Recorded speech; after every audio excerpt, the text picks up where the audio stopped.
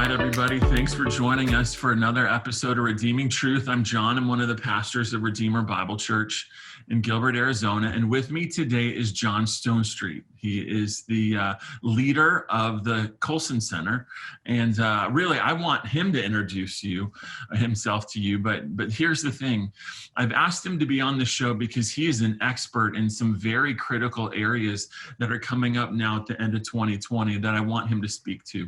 So sometimes when it's things that we feel like we're experts in, we'll answer these questions, but we try to find the best people that we know to answer questions that are a little bit outside of our scope of expertise. And that's where Jon comes in. His ministry is phenomenal. I've benefited so much from him, so much from the ministry. And so Jon, tell the people watching a little bit about your ministry.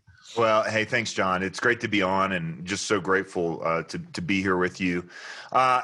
What we try to do is help Christians live out their faith in the culture. I mean, none of us live out our faith in a vacuum. In fact, Paul on Mars Hill, when he was speaking to the Epicurean and Stoic philosophers, says that God actually determines the time and the place in which we all live. So we might wish we lived at a different time in a different place, or might want to move, to the utopian world of New Zealand or something like that, or wish we lived in the good old days, whenever those were, but God wants us here. And that means we're living out our obedience to Christ in the context of unique cultural challenges. So that's what we try to do, is help Christians think about culture without kind of losing their minds, without just getting angry, taking seriously both the call to love God with our minds, but also the responsibility to live for the kingdom, seek first the kingdom, right, as we live out our cultural lives. And so, look, we're not just Christians, we're citizens. We're not just Christians, we're parents. We're not just Christians,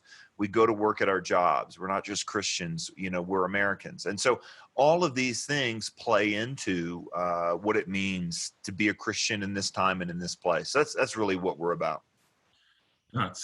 That's very helpful, because there is so much competing information coming at us at all hours of the day, really. And so we really need that. And so one of the books that you wrote, Practical Guide to Culture, is one of the books that we have our elders read in the elder training. So as guys come in and they want to be elders, this is part of the track, is they've got to read 15 different books, and one of them is your book. And so we really appreciate the work that you've done on these issues. Well, hey, I'm grateful. Thank you. And that means a lot. I'm really, really honored by that. Yeah, absolutely. So I want this episode to be about simplifying the 2020 election for Christians. No problem. It would be really simple if Jesus was running for president, but he's not. And so the first question I have for you has to do with purity of conscience as a voter. Can you help us think through that a little bit? Well, yeah. I mean, the first thing is that voting itself is an act of obedience. So Paul talks about this, Jesus talks about this, that we're supposed to give kind of due deference, to the powers that be. Well, in our system, we are the powers that be. This is how it was set up. So to be engaged in the process is an act of doing what we can do to give deference to the government and the powers that be. Secondly, the Bible's really clear about defining sin. It's not just what we do, but it's the good that we fail to do. And so in a sense, we have an opportunity to do good. It might be, we might question how effective that good is, but it is good that we can actually do and lead to. And so to not engage in that process, seems to fit into that category, at least as far as I can think. The other thing is that, the Bible describes us as stewards of God's world. And so this is an opportunity we have to steward. And then finally, I would say that, the greatest commandment is to love God. The second, like unto it, is to love our neighbors as ourselves. I think about a guy like Dietrich Bonhoeffer, the German pastor theologian. What did it mean for him to love his Jewish neighbor? It certainly meant, caring on a personal level for Jews in a context in which they were criticized and mocked and humiliated. But it also meant doing everything that he could do to put it in those policies to change those things that were happening at a political level that were leading to their persecution. And voting is an opportunity to love our neighbor, because we don't just vote for candidates. I mean, we do, but we vote for candidates with ideas and with policies. And as is the case with Arizona and as the case with Colorado, we've got really important ballot initiatives on the docket this year. Colorado, for example, where I live, we're one of the only states left. I think there's 9 left that have late-term abortion. So this is not just abortion. This is after 22 weeks, wildly unpopular, right, among the civilized world. And yet we have an abortionist in town, in our state, that performs about 200 of these a year, and sees himself as a hero of women's health and women's rights. And so how do I love those unborn neighbors? How do I love those women that are in these crisis pregnancies? How do I love that doctor who's stacking up on his own life, evil upon evil, offense upon offense to God? These are all things that we have to think about, and voting gives us an opportunity to love our neighbor. That's helpful. Have you found that there are some Christians that just don't vote? Oh, listen, the numbers are unbelievable. In fact, the vast majority of Christians, or at least self-identifying Christians, don't. And I of course, that begs the question, who's a Christian and who's not, and who decides, and all that sort of stuff. So I'm just talking about self-reference right now, but it's well below 50%. Wow. I had no idea about that. So in my mind, it seems that voting is a game of averages, that I'm never going to have a perfect candidate. I'm never going to have a perfect initiative. Nothing's going to be perfect when it comes to, because none of the bills, none of the candidates match the Bible. That's Jesus only. So everything is a game of averages, greater or lesser evils. And so in my mind, which party gets you closer to the biblical standard, which party gets you closer to moral virtue, that's the goal for how I assess how I should vote. Is that legitimate, illegitimate? Is that missing something? Yeah, well, I think the first thing we need to realize is you're right. No candidate ever in history has been a perfect candidate, because none of them have been Jesus. But the status of our candidates tells us a lot about the health of our nation. Chuck Colson used to always say, politics is downstream from culture. I don't know that that's always true. Politics is actually a big part of culture, but it often is true. Alexander Solzhenitsyn, the Russian dissident, said that the mark of a decaying culture is 2 things. He pointed out: the decadence of art and the lack of great statesmen. And so, in other words, we have to realize not only that neither candidate is Jesus, but neither candidate is going to fix everything. And neither party is going to fix everything. That's a utopian vision. Although we hear those promises, right? We hear candidates talk about slowing the rise of oceans and stopping, this and that and the other. None of them have ever done it. None of them will ever do it. But we can look and say, look, even though I have to do the good that I need to do to vote, I'm not expecting it, to create a utopia. So when we look at where we're at, I think, first of all, we need to let what we see on the ballot.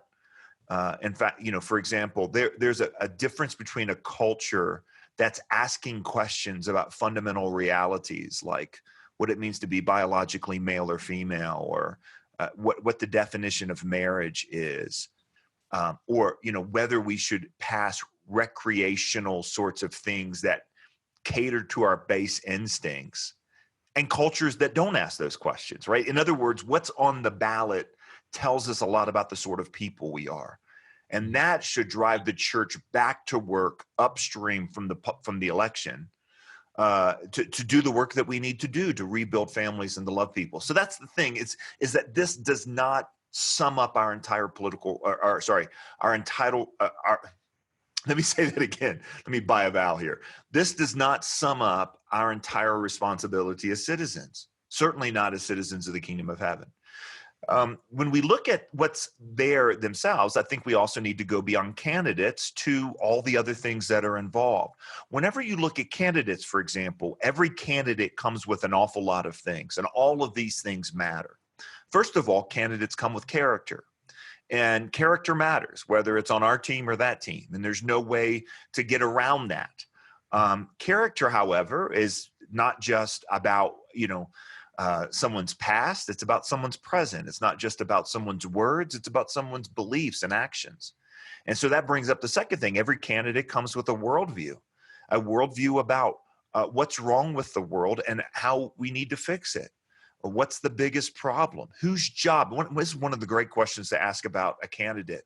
If a candidate thinks that it's the government's job to do everything, then that's a big red flag, because that will lead to the expansion of power and the trivialization of other entities in a culture that really are necessary, like the church and the family.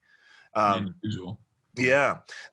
A candidate also comes with a team. This is especially true on the presidential race, is that you're not just electing a guy and whether you like or don't like him.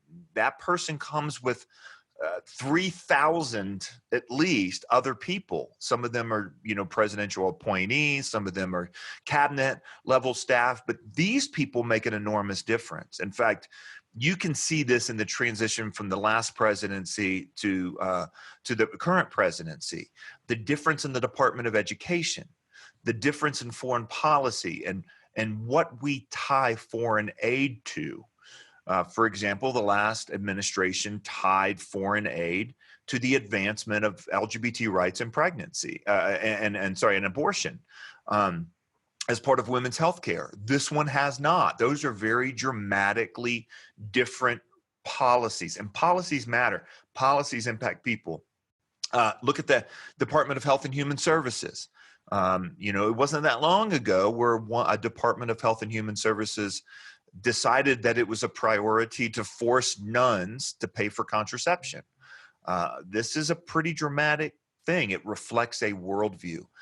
So you talk about worldview, you talk about people that come along with it, you talk about character.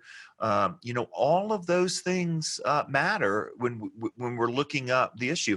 And it's important to say that every candidate comes with a party. And this is what you were getting at, right? Which is parties have platforms. And, certainly the guy at the head of the party, usually the guy running for president, is the one that determines a lot of that party, but not completely.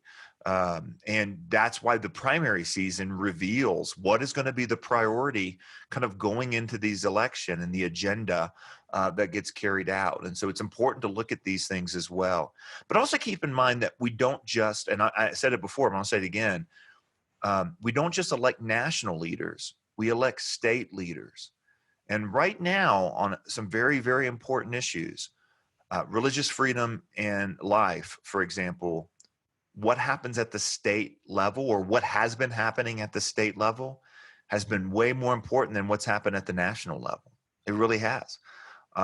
Every religious freedom case, for example, I think of my friend Jack Phillips, who's a cake baker, a cake artist, really, up in Denver. His troubles didn't start at the Supreme Court. The president was irrelevant. Who was in the White House was irrelevant to the problems that he faced.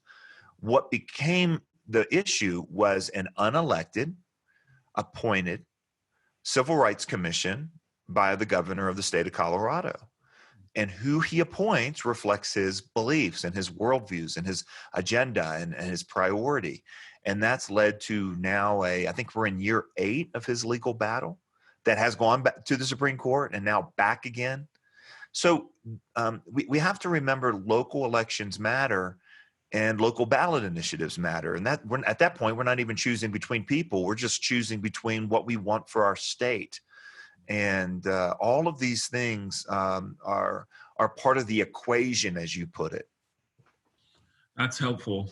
What I've done is I've read the party platforms for the 2020 election for the Democrats and the Republicans, and there are just a couple things I want to highlight with you. So for bioethical issues, Republican platform advocates the sanctity of human life, supports conscience-based exemptions for abortion, like you were talking about with the nuns, supports parental rights, supports a ban on fetal body parts, supports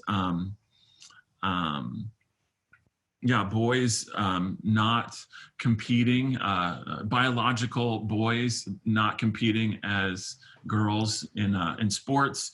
And then on the flip side, in the Democrats, they oppose all laws prohibiting or instructing abortion or restricting abortion. They oppose conscience-based exemptions. They're silent on parental rights. They're silent on fetal body parts, and they're silent on Title IX. And so in just in that right there, is there a clear stand for Christians? Well, I mean, I think the answer to that is a clear yes, that we need to be on the side of life always. And the stakes right now culturally are high. You brought up the sale of fetal body parts. I mean, this is something that we keep hearing is not a problem, not a problem, not a problem. And yet just recently, we've been able to see the video of the deposition from the Center for Medical Progress. This is the guy named David DeLeiden who did the undercover videos with the head of Planned Parenthood, LA and Gulf Coast and a couple others. And there are clear regulations that these Planned Parenthood execs essentially flaunted. And one side is telling us there's not a problem. The other side is telling us there is a problem. We have had at least one of the current presidential candidates go on record about how science is being held back because of our unwillingness to do fetal tissue research. Now, you just got to go back just 3 or 4 election cycles to the big debate over embryonic stem cells and that research. This was the John Kerry, George W. Bush election. And, George W. Bush was accused of holding back science for banning the production of new stem cell lines from embryos, which, by the way, was abortive. In other words, to get those lines, you had to kill embryos. And, we were told, first of all, we were promised that embryonic stem cell research held the greatest hope that there was, and that anyone who opposed it was holding back progress and keeping Christopher Reeves, I think that was the line, in his wheelchair. Yeah. Now, 15 years later, even after that ban that George W. Bush put on embryonic stem cell research, and by the way, he didn't even ban it. Private funding was still available. He just did not designate federal funds to new lines. And all the advancement have come from stem cell treatments that did not require the death or destruction of embryos. He was right on that. And now look, we're not on the side of life because it works, although it does. We're on the side of life because God is the author of life and death. And when you decide that some lives aren't worth living because they're smaller than us, or big issue, John, and I don't know where Arizona is on this, but in 2016, Colorado became the 8th state to pass doctor-assisted suicide. This is and by the way, states that have had doctor-assisted suicide for 20 years now, like Oregon, doctor-assisted suicide is always sold on the promise of helping alleviate physical pain. 20 years after, in Oregon, 80% of people who choose doctor-assisted suicide do not refer to physical pain as the reason. They refer to mental anguish as the reason. In other words, we have ways to manage physical pain. We're talking about feeling depressed. We're talking about the lack of adequate hospice care. In other words, we've become a society where healthcare is at risk of not becoming care anymore. And we've seen this in Belgium and other places. In other words, we're talking about loving our neighbor, our small neighbors, our elderly neighbors, our disabled neighbors.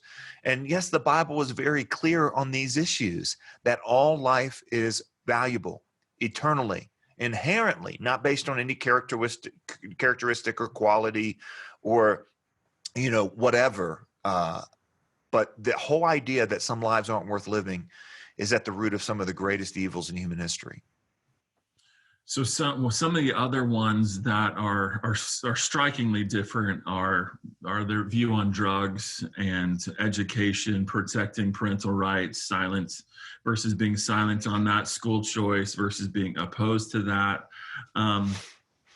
But what I want to do I'm going to come back to drugs and recreational use in a separate show, but for now, I want to end with religious liberty. So, the Republican platform says opposes government discrimination based on religion, is against businesses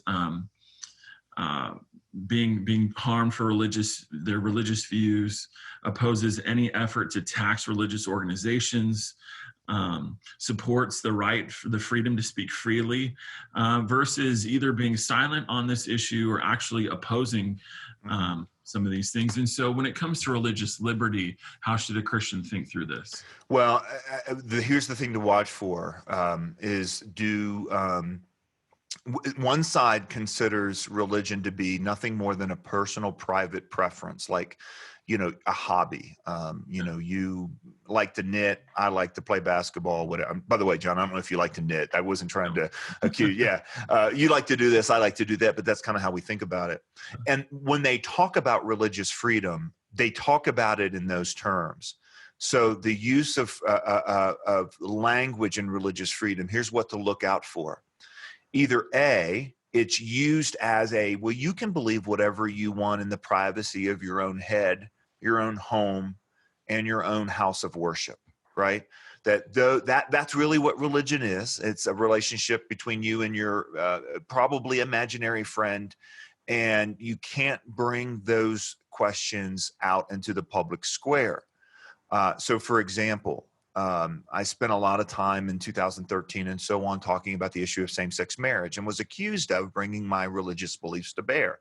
Now, my beliefs about the definition of marriage are rooted in my religious faith, but they're also rooted in anthropology and in history and in the fact that in the whole history of the world, no society, including Christian and non-Christian societies, ever thought marriage could involve members of the same sex because of the issue of procreation and having babies.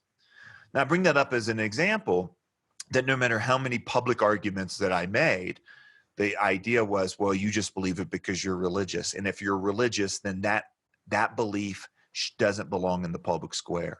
Do you see what's being reflected there? People think religion is personal and private, as opposed to something that orders our life.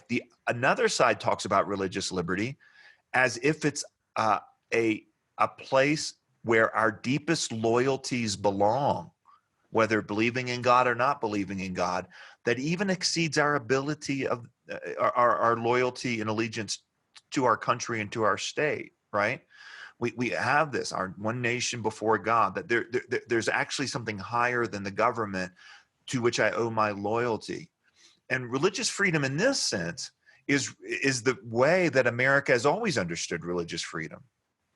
Religious freedom, when it's understood as a personal private preference like knitting or sewing or whatever, well, that same religious freedom exists everywhere in the world, including China, including North Korea, including Cuba in its worst days. The difference in the American understanding of religious liberty is that it actually was a belief, not only do we have the right to believe what we want, but we have the right to order our public lives around those deepest beliefs. So be watching by how different candidates and different parties and different political movements talk about what religious freedom means. I still think that one of the most significant questions Christians have to learn to answer is, what do you mean by that? In other words, we often find ourselves using the same vocabulary as other people, but not the same dictionary. And you got to get down to how the meanings differ.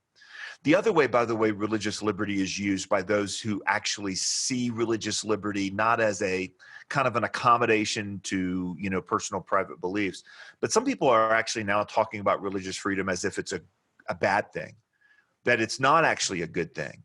It's actually a code word for discrimination. Now, certainly religious people and Christians are capable of discriminating just like anybody else. but the act of actually believing what we believe, particularly in those culturally unpopular areas, can basically make the belief itself an act of hate. And we're seeing that more and more. So that's what to look out for when it comes to religious liberty. And the parties dramatically disagree on this one. So I guess there's a lot more. There's racial issues that they discuss. There's human trafficking issues, criminal justice reform. I think we've run out of time. So if people watching want to learn more about your ministry, where would they go? How would they do that? Yeah, breakpoint.org. Breakpoint is a daily commentary we do having to do with something about the culture, some story. So we've talked about the race issues, we talk about the life issues, we talk about religious freedom issues. And our goal is not to tell you how to vote. We don't do that. Our goal is to tell you this is how to think from a Christian worldview so that you know then how to navigate these challenges. Because a ballot initiative looks different over here than over here. And a candidate says it differently in this state versus this state. And so our ability to think clearly, as Paul prayed for the church at Philippi, to love with truth and discernment, right? Not just to love with truth, but to love with the ability to tell the truth from what's not true. And that's what we need now more than ever.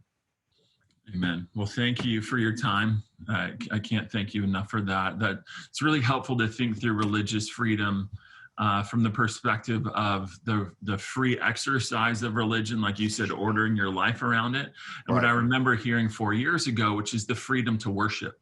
Yep. You have the freedom to worship. And those were the code words for me. It's like freedom to worship. Wait a minute. That's not what we're talking about. We're talking about the free exercise, the ordering of my entire life, even my public life. That is a code word, John. That's really important. You typically, not always, but if someone uses the phrase freedom to worship as opposed to religious freedom, that should send your spidey senses tingling that, they don't mean the same thing that I mean. That's right. Very helpful. Well, thank you very much. I hope this is simplified for anybody watching this, the 2020 election from a Christian worldview perspective. That's the idea. We want you to not divorce your Christian worldview from your voting habits. And for some of you, that means you need to register to vote. It is incredible to me that 50% of people who identify as Christians don't even vote.